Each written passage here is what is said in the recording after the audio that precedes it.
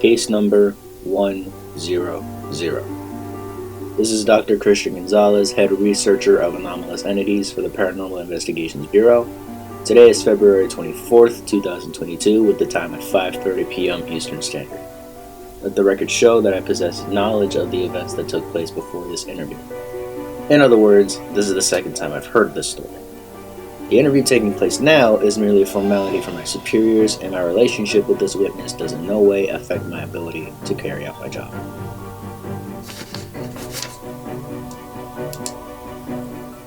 Before we get started with the interview, would you like some water? Soda, maybe?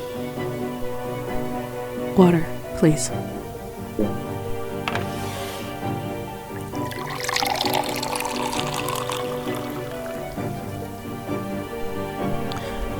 Thank you. Of course. Just so you know, you're only retelling the story as it happened, as much as you can remember. Are you ready?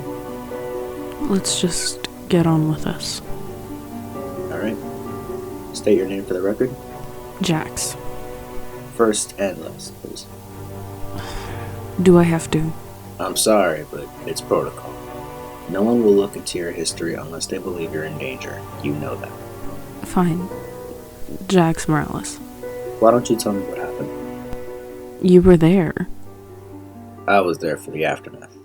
Tell me what happened beforehand. Well, I was coming home from a party in the Hamptons. It was some big fancy Long Island mansion my brother rented near the beach. My cousin, Samuel, had to drive me home because my car was in the shop. Go on. He was wasted, obviously. When isn't he? And he goes on this rant about how he has to drive me everywhere and how my boyfriend couldn't drive me instead. We fought like hell and he ends up dumping me on the side of the road. And that's when you saw them?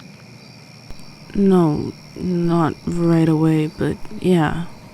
What happened when you first encountered them? Well, when I called you, I was walking down this road. It was at night and it was pretty warm for February, so I wasn't that cold. There was practically nothing but grass for miles. For like half an hour, I felt like I was hearing music. Like a tune in your head that you can't get out. Yeah, I know the feeling. Yeah, you and half the world. Only it wasn't in my head. You heard singing. It was quiet at first. Almost like a hum, like I told you. But then it got louder and became some twisted, eerie choir that was almost deafening.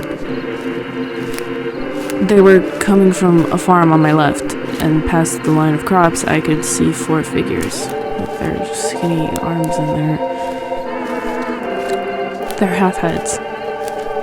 Even now I can still hear them singing. If you want to stop. No, I'm okay. I'm just a little shaken, that's all. Okay. Alright, keep going. Tell me what happened. You know the rest. I was terrified, and I ran for my life. I found a church and hid there. Called you, and here we are. And these beings, they didn't pursue you? They gave up once I saw the church. I guess the carolers, that's what I've been calling them, are scared of God, huh? Are we done? We're done. I know this wasn't easy, Jax. Thank you for coming in. Yeah, sure. You know, I never asked. Are you okay? Chris, you've dealt with this kind of thing before, right? Well, not this specifically, but there have been instances where something that's worked for one case has worked for another. Why? What are they? Where do they come from? Jax, you work in my department. Maybe not in the same field, but you know that in this line of work there are some questions we just can't answer. What can you tell me then? There are cults called the Cerebral Choir, also known as half-heads, semi-craniums, and the carolers. From our research, they were people once, but they underwent certain changes in a matter of weeks. The long coats, half of their heads going missing along with their brains, their double jointed arms, stuff like that. Whoever's behind the cult doesn't want a bunch of twisted, happy go lucky wanderers. It wants control. Okay, now what? For your own protection, we're placing you in quarantine for a week. The rest is for our superiors to decide.